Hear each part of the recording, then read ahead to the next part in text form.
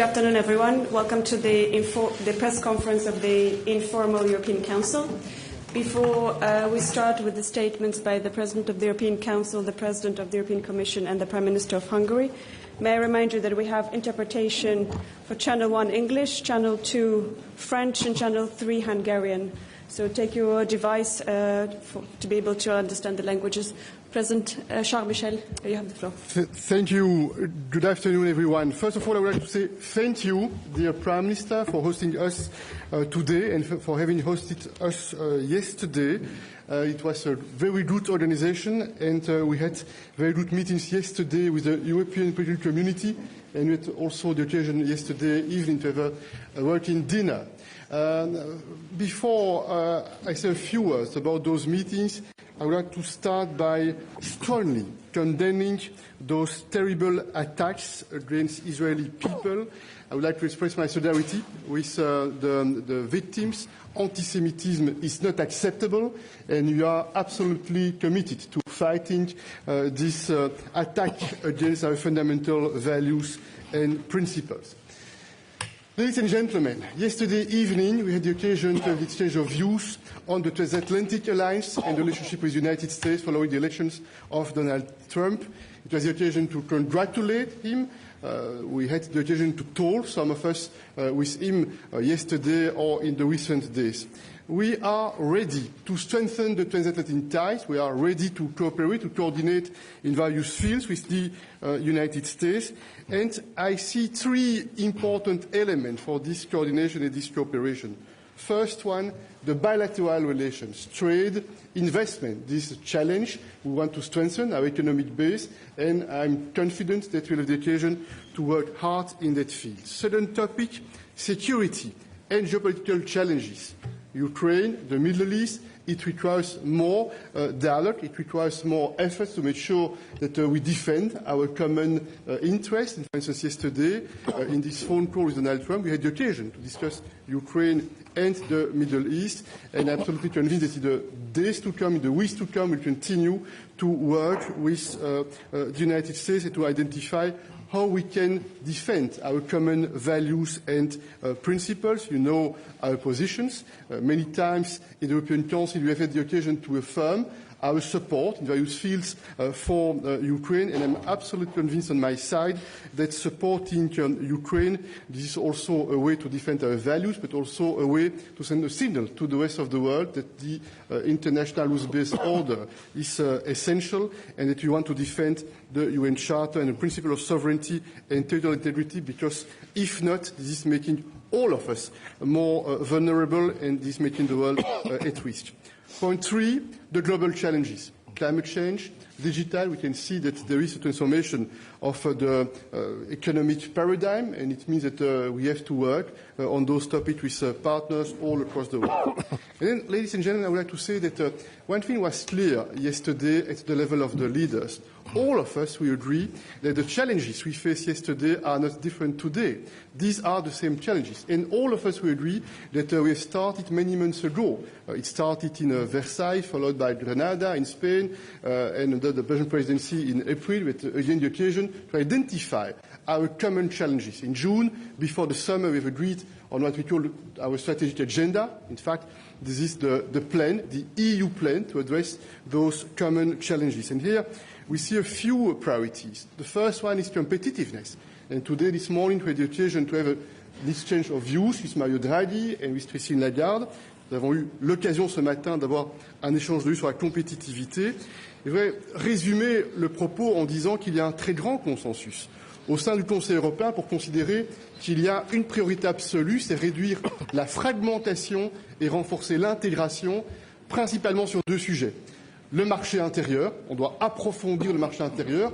Mario Draghi a parfaitement montré que, par exemple, le secteur des technologies digitales a besoin d'un approfondissement du marché intérieur dans le domaine des services.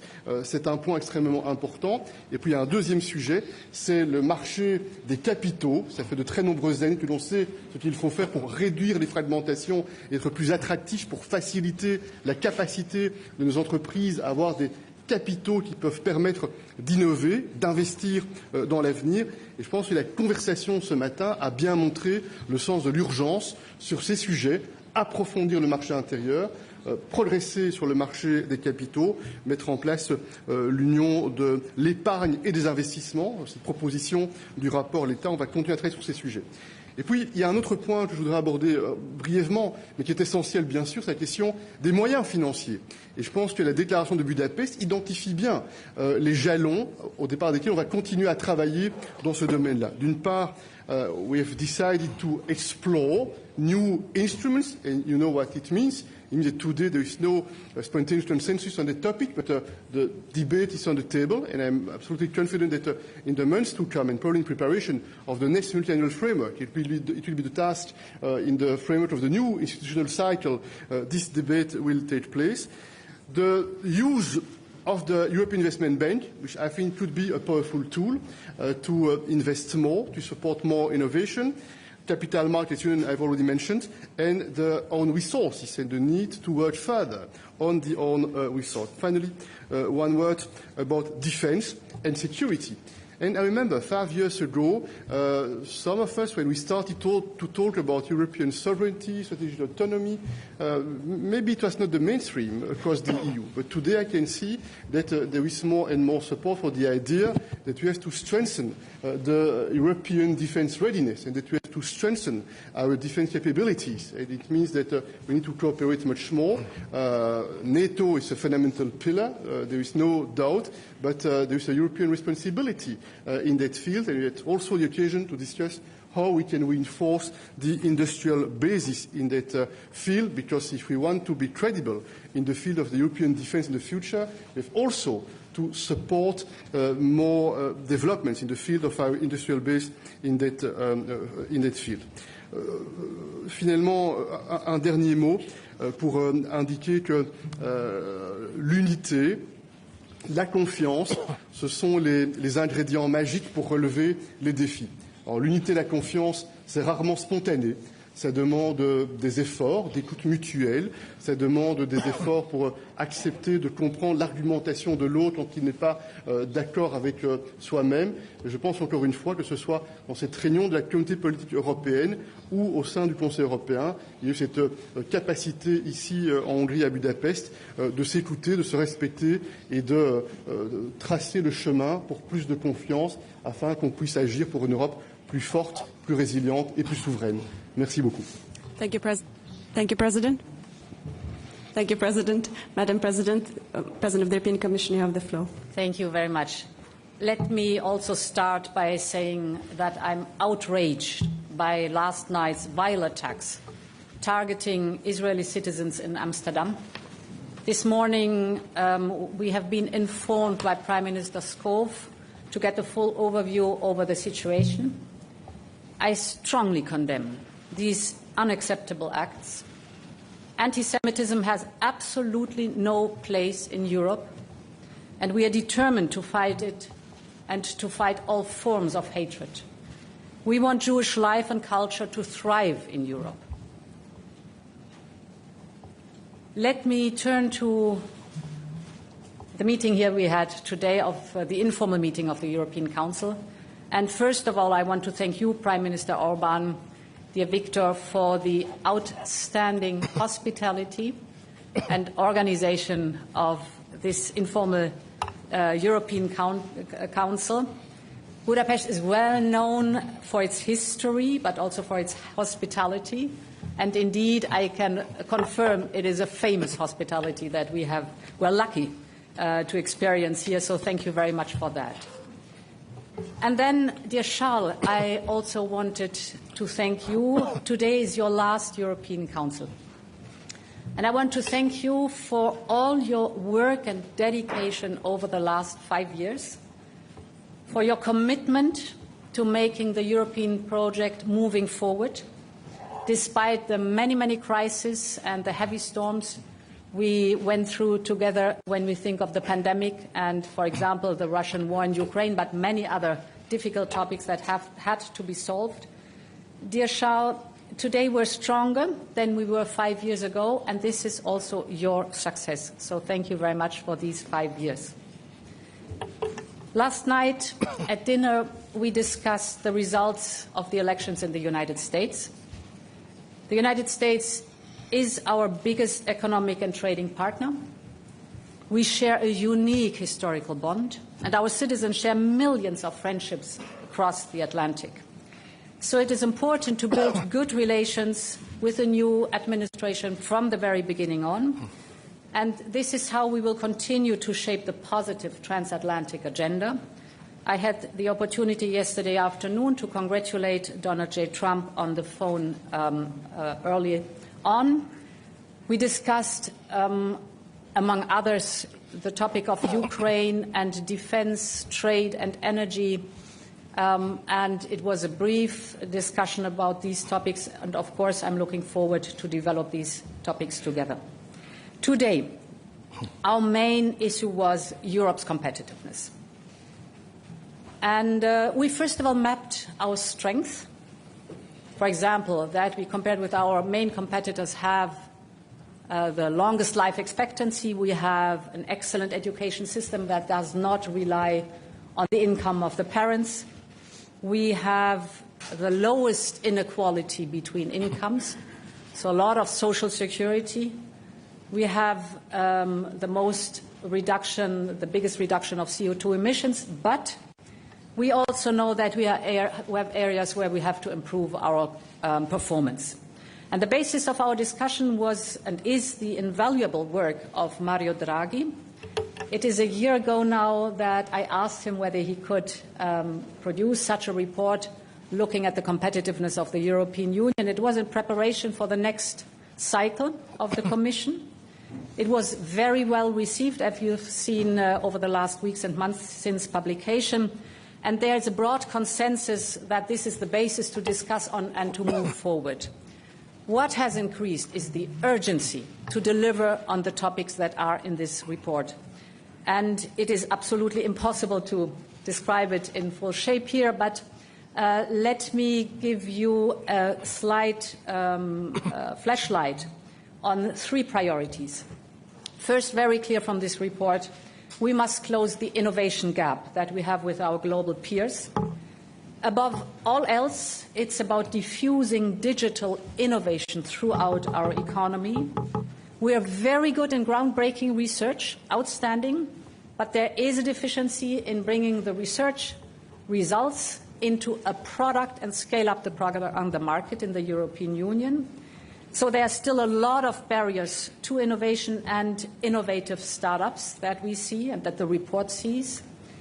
So first priority must be to take down these barriers with simplification and speeding up. And as a first step, to cut red tape for these startups. We have already started to do that, but we want to go further. What the startups tell us, the innovative startups, they tell us that it is for them very cumbersome to go to the single market because they often face 27 different regulations they have to deal with. So we want to propose a 28th regime which says that for these innovative startups, a single rule book, a simple and single rule book for the whole of the European Union is accessible. It's voluntary. We have around 182,000 innovative SMEs. So this will give them access to the whole single market and give them the possibility to scale up. The goal is indeed to use the full single market to scale up. There are many more tracks that we have to work on the single market. I will not go in depth now, but I just want to say that the letter report is very helpful here also as a roadmap for the way forward. The Commission will present in June its strategy drawing on this report, and we will look at a better enforcement of the rules. We want to facilitate, most and importantly, cross-border trade, innovation and investment. Speaking of investment, as Mario Draghi pointed out, we need more investment, specifically more private capital. It is essential to ramp up also the private capital's investment in research and development. So we will work on a European savings and investments union because lots of the savings, was very impressive today to listen to Christine Lagarde, lots of the savings are not taken forward for valuable investments, but in the bank or in cash. So they could, if there is a more conducive environment for these investments, go to a deep and liquid capital market and leverage the wealth of these private savings. One other task to look at for not only closing the innovation gap, but also for the second priority, and that is to have a joint plan for competitiveness, decarbonization and digitalization. We have shown in the past that we can reduce our emissions while growing our economy, but we know that we have challenges to overcome. So in the first 100 days of the new mandate, we will propose a clean industrial deal. It will build on Mario Draghi's report and on the 10 different sector dialogues we have led in the past month to ask the industry, with a commitment to 2050 climate neutrality, what is it what you need to get to this goal? How can we support you in getting there? And the sum of it will be in the clean industrial deal. One major topic in it will be energy. Energy was a big topic today in the discussion too. We know that it was a huge challenge to overcome the energy crisis unleashed by Russia's war in Ukraine, but the energy prices are still structurally too high. They have to go down, and this is one of the tasks for the new Commission ahead of us. We discussed the topics grid and interconnectors and storage. Simpler, faster permitting for renewables will be essential here. The third and last priority I want to shed a light on is reinforcing our strategic security.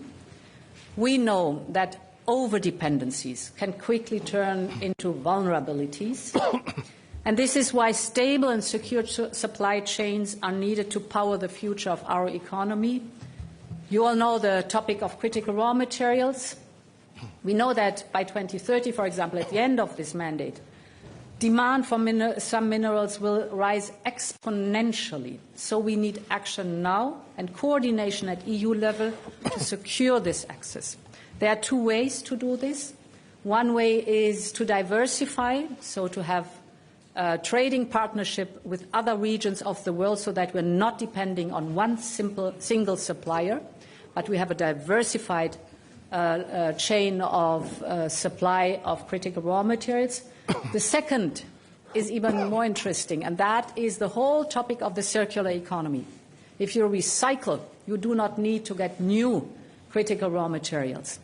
And if you look at the latest development in the startups for recycling, it's fascinating to see how much they can take out of a product that would go to waste normally and take out, again, these critical raw materials or other valuable resources and put them into the new cycle of production again. So way forward to follow up. I will stop here. It was a very fruitful discussion about the Draghi report and the roadmap forward, and thank you for your attention. Thank you, Madam President. The Prime Minister of Hungary, Mr. Orban, you have the floor. Thank you very much. May I speak Hungarian, I suppose so. Tisztelettel köszöntöm Önöket, örülök, hogy elfogadták a meghívásunkat. Mindenek előtt magam is szeretném Magyarország nevében elítélni az antiszemita zavargásokat, amelyek Amsterdamban történtek. Ez számunkra, a magyarok számára is elfogadhatatlan. Önök most egy olyan városban vannak, ezt a külföldieknek mondom, ahol Európa talán legnagyobb zsinagógája, és a város legnagyobb katolikus katedrálisa egymástól lényegében egy kőhajításnyira van. És ez a közelség egyben szimbolizálja is a mi városunkat. Ez egy találkozóhely, különböző kultúrák találkozóhelye, kelet, nyugat, észak, dél, és ettől olyan különlegesen toleráns. Ezért élünk itt Budapesten békében és biztonságban együtt, és azt kívánom az amsterdamiaknak, hogy ez nekik is sikerüljön. Önök is tudják, hogy egy informális ülést tartott az Európai Tanács Budapesten, Magyarország volt már elnöke, soros elnöke az Európai Uniónak 11 évvel ezelőtt, de akkor nem volt informális csúcstalálkozó Budapesten, ezért az első ilyen alkalom. Megtiszteltetés számunkra, hogy az unió vezetőit is vendégül láthattuk. Csak hogy fölöslegesen ne kérdezzenek, ezért előre szeretném leszögezni, hogy mindannyiuk előtt közismert, hogy vannak az Európai Unió Bizottsága és Magyarország között súlyos politikai konfliktusok. Nekem is vannak vitáim az elnökasszonnyal, de most von der Leyen a vendégünk. Meghívtuk őt, és elfogadta a meghívásunkat, eljött a házunkba, és a vendégnek kijár az udvarias fogadtatás és a tisztelet. Ezért nem volt semmilyen éles vita, sőt semmilyen vita sem volt közöttünk a tanácsülésen. A csatáinkat majd megvívjuk Brüsszelben. Ráadásul az itteni fő témában, ez a versenyképesség volt, teljes egyetértés volt közöttünk. Az elnökség azt tűzte ki célul, a magyar elnökség azt tűzte ki célul, hogy a versenyképességre összpontosítjuk az összes erőnket. És az volt a terv, hogy létrehozunk egy versenyképességi paktumot, egy megállapodást, egy budapesti deklarációt, és hosszú hónapok munkájával ezt sikerült elérni. Szeretnék köszönetet mondani a saját munkatársaimnak, a bizottság elnökének és az ő munkatársainak, a Charles Michel barátomnak és az ő munkatársainak, és a jelentés készítő Mario Draghi elnök úrnak is. Nagyon sok ember munkája kellett ahhoz, hogy el tudjunk fogadni egy közös dokumentumot, amely a következő 5 évre a munkák középpontjába állítja a versenyképességet. A tények ismertek. Az Európai Unió növekedése az elmúlt 2 évtizedben tartósan lassabb volt, mint Kínáé vagy az Egyesült Államoké. A termelékenység itt nálunk Európában lassabban növekszik, mint a versenytársainknál. Az Európai Unió részesedése a világkereskedelemből csökken, és az Európai Unió vállalatai 3-szor magasabb villamos energiaárat fizetnek, mint a versenytársaik az Egyesült Államokban, földgáz esetében, földgáz árak esetében ez pedig 4-szeres. Semmi túlzás nincs abban, hogy a budapesti deklaráció azt mondja, hogy azonnali cselekvésre van szükség. Ennek a deklarációnak most néhány fontos pontját ismertetem önökkel. Először is elhatároztuk, hogy végrehajtunk egy egyszerűsítési forradalmat. Lecsökkentve az adminisztrációs terheket, első lépésként 2025 első félévének végére drasztikusan le fogjuk csökkenteni a jelentési kötelezettségek számát, amelyek nagy terhet rónak az európai cégekre. Elhatároztuk, hogy sürgős intézkedéseket fogadunk el a magas energiaárak mérséklése érdekében. Elhatároztuk, hogy egy valódi iparpolitikát is meg fogunk fogalmazni a következő időszakban. Mindannyian egyetértettünk és megfogadtuk, megerősítettük, hogy 2030-ra az európai össztermék GDP 3%-át kutatásfejlesztésre fogjuk fordítani. Elhatároztuk, hogy tőkepiaci uniót teljes egészében megvalósítjuk. Elnök asszony is arról beszélt, hogy az európai emberek megtakarítása, annak az összege, az magasabb, mint az amerikaiak megtakarítása, de az európaiak a pénzüket a bankokban tartják. A bankok pedig genetikailag nem alkalmasak arra, hogy a különböző kockázatos high-tech befektetéseket finanszírozzák. Ezért nekünk a bankbetéteket át kell vinnünk pénzügyi alapokba, meg kellene győzni a polgárainkat, hogy tegyék ezt, annak érdekében, hogy azok a pénzek könnyebben legyenek felhasználhatók innovatív gazdasági megoldásokra. Ennek érdekében teszünk majd lépéseket. Eldöntöttük, hogy egy európai védelmi ipari bázist hozunk létre. Megállapodtunk abban, hogy a következő 5 évben a versenyképesség lesz a középpontban, Abban is megállapodtunk, hogy minden új jogalkotási javaslathoz kell készíteni egy értékelést, úgy hívjuk, hogy versenyképességi tesztet, hogy minden új jogszabályról lássuk, hogy a versenyképességre annak milyen hatása van. A bizottság elnökasszonya egyetértett a tanács tagjaival, hogy az Európai Tanács ülésein rendszeresen vissza fogunk térni a versenyképesség kérdésére. Én optimista vagyok a mai tanácskozás végén. Úgy éreztem, hogy senki nem a hanyatlást akarja menedzselni, hanem mindannyian újra nagyjá akarjuk tenni Európát, ha már az amerikaiak úgy döntöttek, hogy ők nagyjá teszik Amerikát. Erre egyetlen lehetséges európai válasz van, mi pedig Európát fogjuk nagyjá tenni. Köszönöm szépen a figyelmüket. Thank you, Prime Minister. We'll open the floor for questions, and we start with the Ratzi.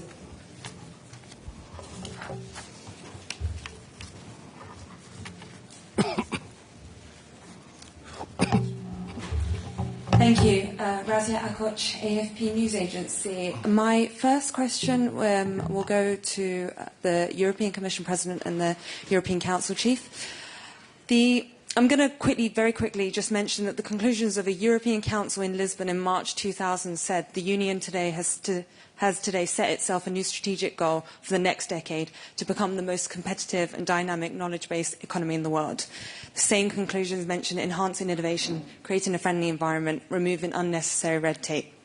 Why should Europeans believe that things will be different this time round? What was wrong then that is right now? And my question for European Commission President and for the host Prime Minister Orban, if he'd also like to comment on this. So Trump is returning. Is Europe ready for whatever trade measures, even trade war, that he might unleash this time round? Thank you. So, should I start? Okay. First of all, we should not underestimate that since the dates you were mentioning, I'm speaking about competitiveness now, since the dates you were mentioning, enormous involvement, industrial research and development involvement has taken place. So it's not the same status as then. So today what we are doing, we're looking at the facts. How, for example, is our performance in different sectors? How is our performance in different measures? We see that we are good in, we have our strength. I was mentioning it at the beginning. And we also have, for example, in innovation, a remarkable talent in Europe. For example, with the whole clean tech sector, we are world leading, so we have our strength. But I think it is also a question of clarity that we have to be sincere in describing our weaknesses, where we have to work and to improve things. For example, if you're speaking about red tape, how could you convince people that this time it's different? Measure us at our words. We will, for example, come with a so-called omnibus. Omnibus is you take from many different files topics to reduce bureaucracy, to reduce reporting burdens, and put them in one omnibus that you lead, then guide, and propose as a Commission and guide them through the Parliament and the Council. So you have a huge approach to reduce in one step in all the different fields what is agreed is too much today. We will look, for example, at the triangle taxonomy, CSRD, CSDDD. And important is, and this is something we agreed also in the informal council here today, the content of the laws is good. We want to maintain it and we will maintain it. But the way we get there, the questions we are asking, the data points we are collecting, thousands of them, is too much, often redundant, often overlapping. So it's our task to reduce this bureaucratic burden without changing the correct content of the law that we all want. The second question was, Victor, it was something with the two of us and I forgot the content. How to negotiate with Trump on trade. Sorry.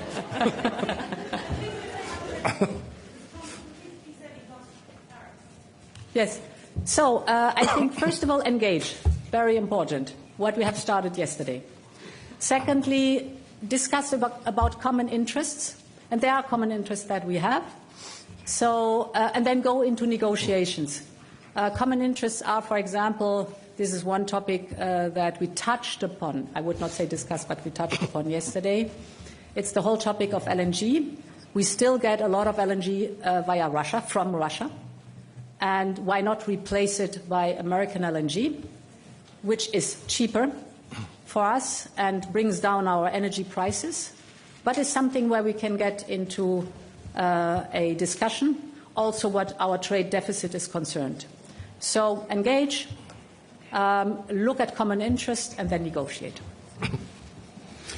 Moi, je voudrais ajouter deux choses. D'abord, sur le premier point, effectivement, je pense que les messages qui ont été donnés hier, c'est un souhait d'engagement. Et c'est aussi le message que Donald Trump nous a adressé. C'est un souhait d'engagement avec l'Union européenne. C'est un premier point. Et puis, la première question sur la compétitivité, qu'est-ce qui est différent en quelques instants simplement, pour dire que le monde, depuis 5 ans, a beaucoup changé. Et l'Union européenne a beaucoup changé également depuis 5 ans. Lorsque Jacques Delors a eu cette brillante idée de lancer le marché intérieur, délibérément à l'époque, on avait exclu du marché intérieur les télécoms, c'est-à-dire toute la dimension digitale, les marchés financiers et les questions énergétiques. Et ce qui me frappe, c'est d'observer que ces 2-3 dernières années, dans la dynamique du Conseil européen, il y a beaucoup plus de convergence politique sur la réponse à la question que veut-on faire ensemble pour renforcer notre base économique? Il y a maintenant un consensus assez large sur l'idée que l'énergie, même si sur base des traités c'est une compétence nationale, on doit davantage agir ensemble pour avoir un impact à la baisse sur les prix de l'énergie, pour avoir un impact sur les interconnexions et pour considérer que l'énergie est un instrument de souveraineté et un instrument de sécurité stratégique. La même chose, je n'y reviens pas, pour les marchés financiers, qui sont un levier pour mobiliser l'épargne des Européens vers l'innovation, vers les investissements, et la même chose sur le télécom, l'intelligence artificielle et les questions digitales. En un mot, je dirais que ce qui domine au Conseil européen, et ça c'est peut-être la différence avec des rencontres précédentes d'il y a quelques années, c'est l'idée que l'on doit changer le paradigme et qu'on doit instaurer un principe de confiance. Confiance dans les entrepreneurs, confiance dans les investisseurs. Et donc certainement dans le passé, avec de bonnes intentions, on demandait beaucoup de rapports, de lourdeur administrative. On pense qu'il faut inverser le raisonnement et aller vers davantage de confiance pour libérer les capacités de développement économique, libérer la compétitivité de nos entreprises. Et c'est un enjeu qui est effectivement central parce que, comme Viktor Orban l'a bien montré en mentionnant quelques exemples, les chiffres montrent que l'on accumule du retard par rapport à nos partenaires et compétiteurs. C'est maintenant qu'il faut agir. Le rapport Letta, le rapport Draghi sont des messages. Il est minuit moins une et c'est maintenant que l'on doit agir.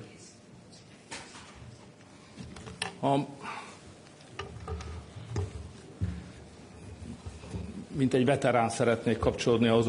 As a veteran, may I just join to your statement about the targets we have set up in Lisbon? So it was more wide range that you have just mentioned here, because to be the most competitive area of the world was just the #1 target. But there were 2 others, just to help you to commemorate.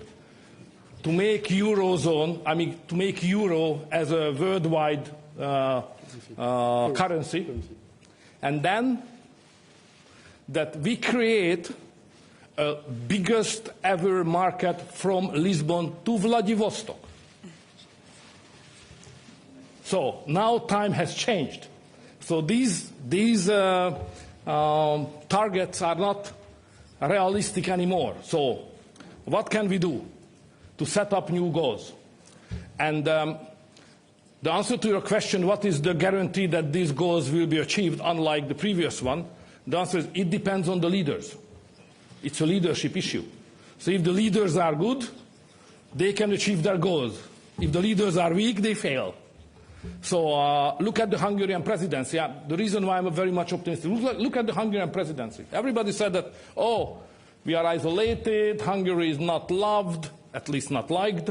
Sooner or later it will be a failure, it cannot be successful. Even the Budapest meeting will not happen because the leaders will not come. Or, you know the story. And what is the end of the story? The end of the story is that we are here. We cooperated very well. We had a fantastic summit, and we accepted a pact on competitiveness, which everybody said it's impossible to put together. We did so. So leadership issues. So we trust each other. As good leaders, we are able to achieve all the goals we just have set up on competitiveness just now. So the answer is self-confidence. The same goes to negotiation with the President of the United States.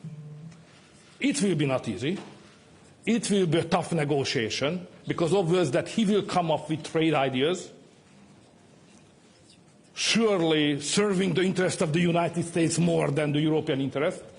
We have to stand up and we have to negotiate, and at the end of the day we have to make a deal. The question is how good we are, how strong we are, how innovative we are. If we are good enough, we will make a good deal. And I hope so we will. Take a question from the Hungarian colleague Laszlo.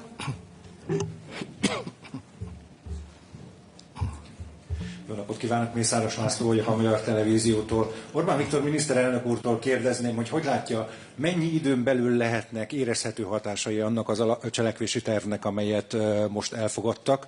Magyarország miként tudja kivenni ebből a cselekvési tervből a részét? Illetve annyit kérdeznék még öntől, hogy a két komoly diplomáciai találkozó után mik a magyar elnökség további tervei? Köszönöm. Csak röviden. A magyar elnökség még nem ért véget. Ez egy jó kis összejövetel volt, szép eredményekkel. Van még néhány meglepetés a tarsolyomban, de most nem azért jöttünk össze, hogy ezekről beszéljünk. Még van előttünk 2 hónap. Remélem érünk majd meg el komoly eredményeket. Az első kérdéséről, hogy mennyi idő kell, hogy önök is érezzék, hogy amit itt elhatároztunk, az eredményre vezetett. Erre az én válaszom az, hogy 6 hónap.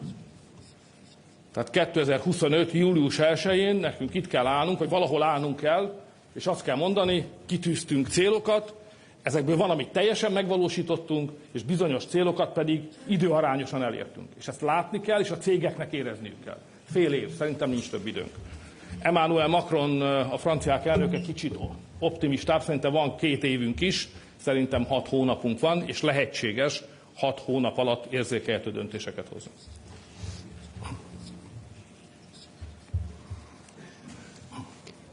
Henry. Thank you so much. Henry Foy, Financial Times. Question to the two presidents. Do you think that the election of Donald Trump and the collapse of the German coalition has made it more likely that the EU will actually develop and implement these new financial instruments that leaders today agreed to only explore?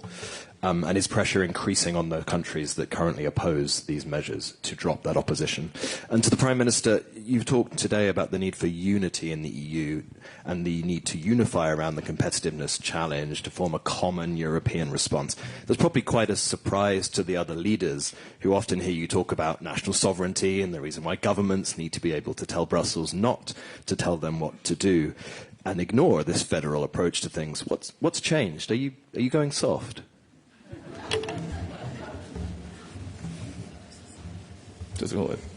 You want to President? President, I think. Which one? You. Okay. This is the last summit, I think. Take the plunge. Okay. The question related to this decision that we intend to explore the new resources. What is at stake? In fact, I think that we know what we want to do and what we need to do and how we need to implement some measures to be more competitive and understand the urgency of the situation. But we know that at the youth level, but not only at the youth level, when you are talking about solidarity, financial solidarity, about money, is always difficult. And I would like to be careful, but we had some experience a few years ago with COVID-19. I remember that 2-3 weeks before we made a decision, we disagreed on the best financial tools to address the consequences of COVID-19, but finally we managed to make a decision. It's my first point. And my second point is the following. It's also based of my modest experience within this group of 27 leaders the last 10 years. I think this is important not to forget that solidarity, this is a both approach. On the one hand, it's a question of financial support and financial means that we dedicate to reach some common goals. This is one part of the story. Another part of the story is related to the reforms, the structural reforms, so that the trust is guaranteed on both sides. And I remember that what made the difference a few years ago when we had an agreement on the multilateral framework is this trust. It's because we understood that through the tools that we were putting in place, it was not only a one-side approach. This was an approach based on the idea that solidarity is not only a question of money, it is a question of financial support, financial means, but also a question of what are the domestic reforms we are going to implement so that we guarantee more trust among us. So I will answer this question independent of singular member states' developments. You were referring to the so-called new financial tools or innovative financial tools, where we agreed in the conclusions to explore them. And I think it was very clear, if I may one step backwards, we need more private investment, but this is on a different sheet of paper. We need more public investment. If we look at all the needs that are there, starting with security and defense, and going to the topic, for example, of supporting our innovative industries. The approach has to be very clear. We first have to define our priorities, indeed. And if the priority is that for certain military capabilities, we're not able to finance, and it's not smart to finance them individually and fragmented in 27 member states, but that it's much more better to finance them on a European scale, then we can discuss how we finance that.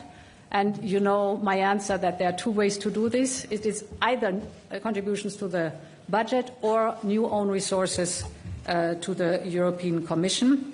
And both include, of course, that you raise capital at the capital markets.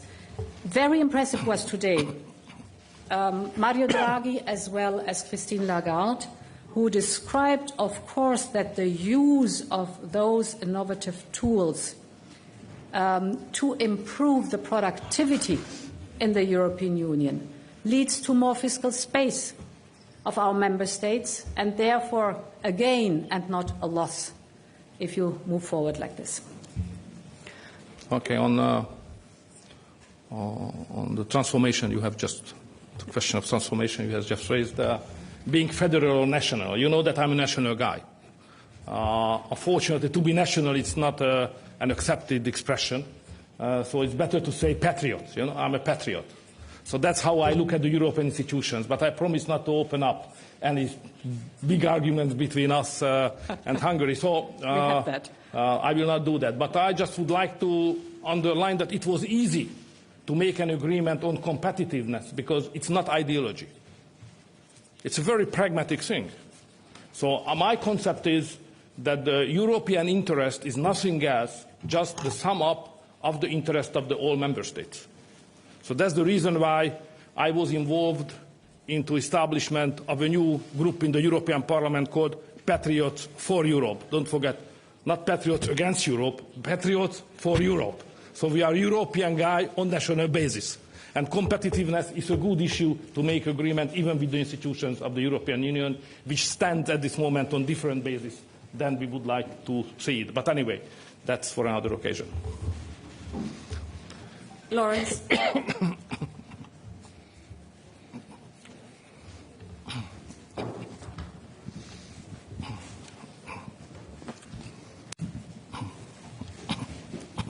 Thanks a lot. Lawrence Norman of the Wall Street Journal.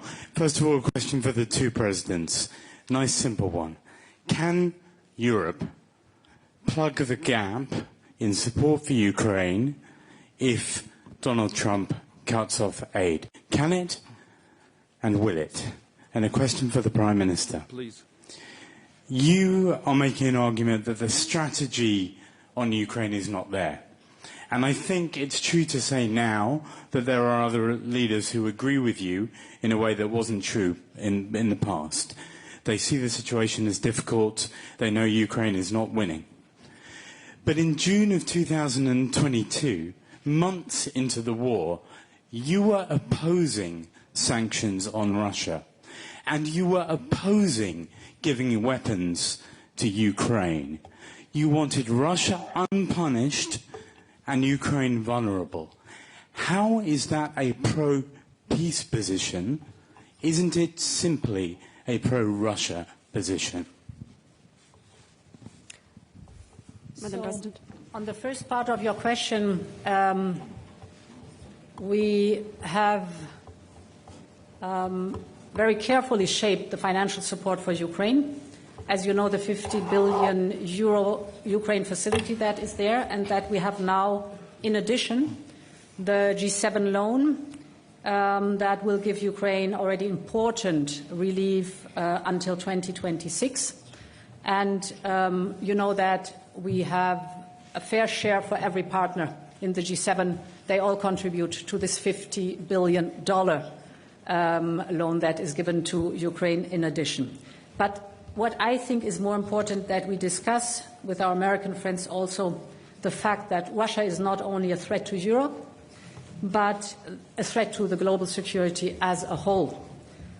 Because Russia is not only an autocratic state, it is threatening democracies, but it is also increasingly becoming aligned with others like Iran, North Korea, and together with China, fueling this war. And I think this is an argument where we also have to be very clear with our American friends. We see that technology from China and Iran is used by Russia on the battlefield. This shows that the security of the Indo-Pacific and Europe are interconnected, and so are the European and the United States interests in this cause.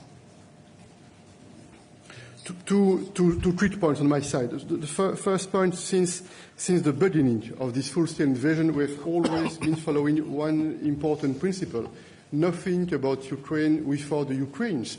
And this is still, I think, a very important principle for the future, point one.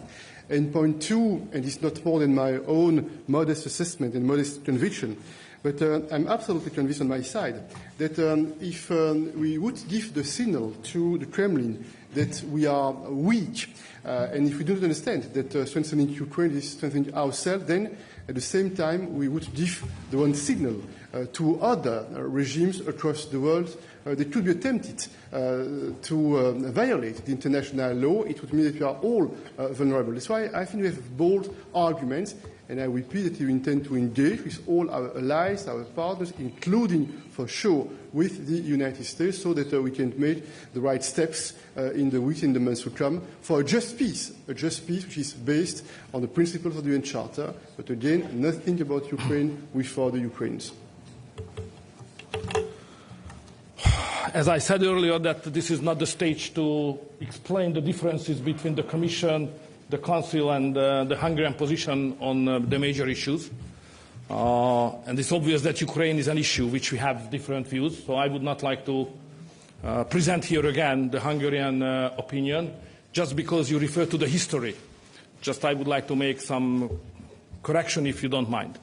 So my position was not expressed in July 2022. My position about this war was expressed first time 2022 March at the first council meeting, and it was exactly the same at that time, which is my opinion today. So there is no change at all. My estimation on the situation was exactly 2 years ago than it is today, and I had some forecast even that time how will we find ourselves, which situation 2 or 3 years later anyway, but this is not a discussion for that. But the Hungarian position is obviously a pro-peace position, and the pro-Hungarian position as well. Don't forget that when the Ukrainian war has started, we launched the biggest ever humanitarian aid to Ukraine. So we helped them. But we has no intention to be part of that military conflict, not in the slightest sense. So we remain in the field of humanitarians. Hungary is very tough on migration issue, as you know. But when the war erupted, we immediately opened the border for the Ukrainian refugees and let them to come, and we helped them much. Hundreds of thousands arrived and got all the aid and help what they have needed.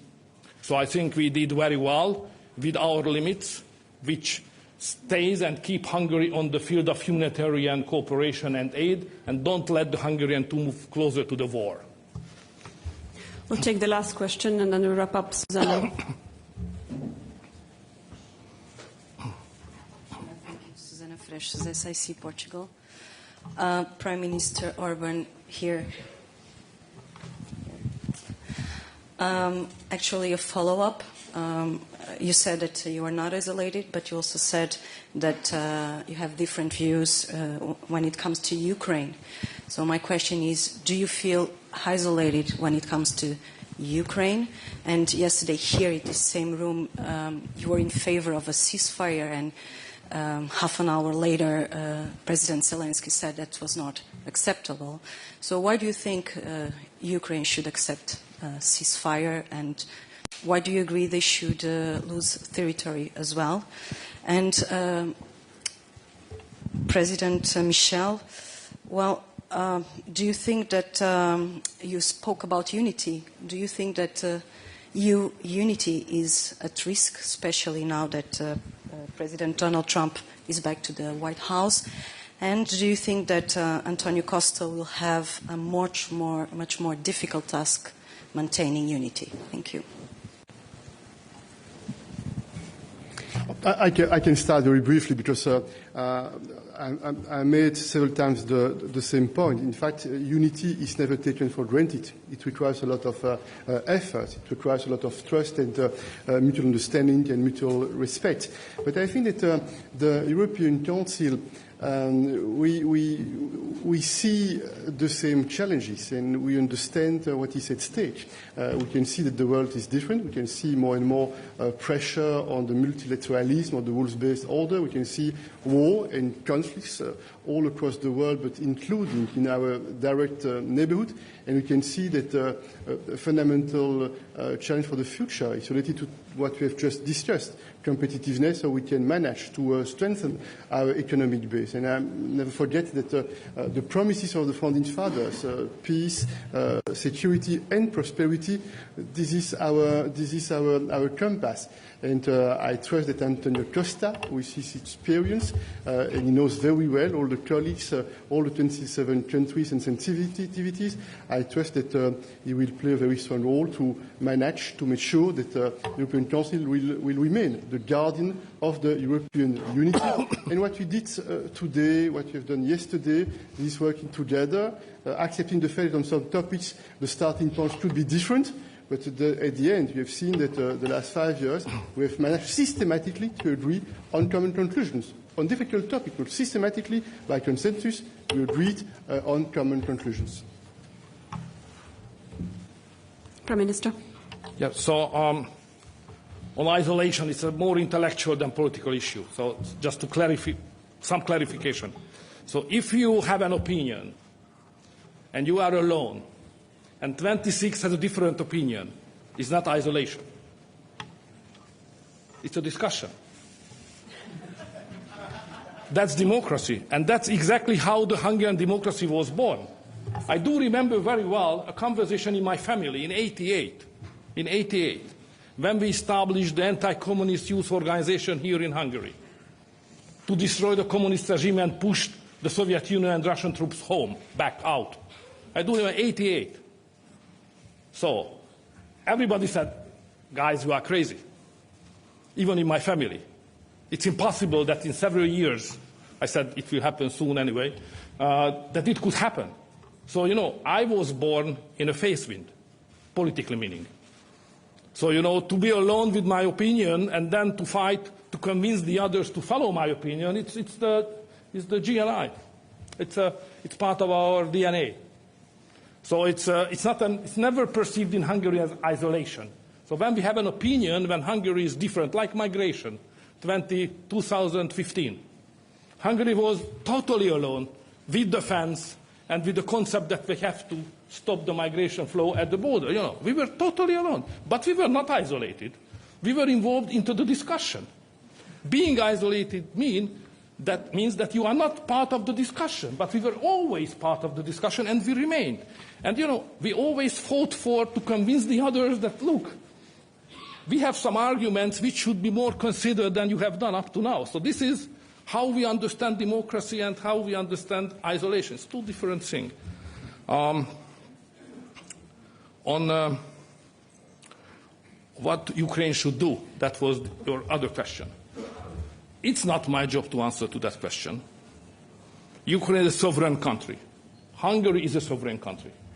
What Ukraine will do, it's exclusively belonging to the Ukrainians. They decided to fight, and they fought heroically anyway. It's their decision to continue or not. So what I'm doing, I try to isolate, if I say in that way, Hungary from the danger of the war and the possible getting worse situation which can have bad impact on Hungary. In July, I went to Kiev and to Moscow as well anyway. I was criticized heavily for that. I would not like to recall all the details. But what I have done in Ukraine, not to convince the Ukrainians to do something, I just tried to explain to the president that, please, my friend, the time is not on your side. And I'm ready to help you to create somehow a ceasefire and then later on a bearable peace. I was rejected because the president said that, Victor, this is not my point. My point is, as president of Ukraine, that the time is on our side. I said, thank you, President, I can't do more. So what I have done after that, realizing that neither of the warring parties is ready to make a ceasefire, and both of them are convinced that the time is on their side, I continue my efforts to organize a kind of international climate as broad as possible to create a pro-peace climate around the war, and then to influence the warring parties that sooner or later they have to have a ceasefire and then some negotiations, and to restore communication. So that's what I have done. I would never dare to say what should be done to the Ukrainians. Their country, their future, their life, sovereign country. But I am ready to help them as many times because, as I did, because the neighboring country fought heroically and they deserve a better future than as it looked like just now. Thank you. Thank you, Prime Minister. We will wrap up here at the press conference and would invite the President and the Prime Minister for a joint photo for the press.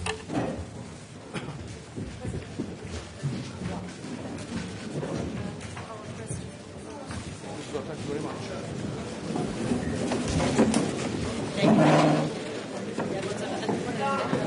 Take down, please.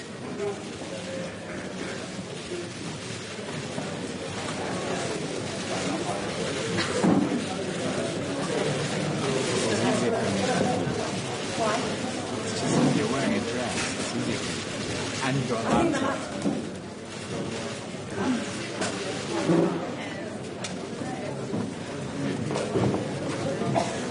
Good. Can we stand?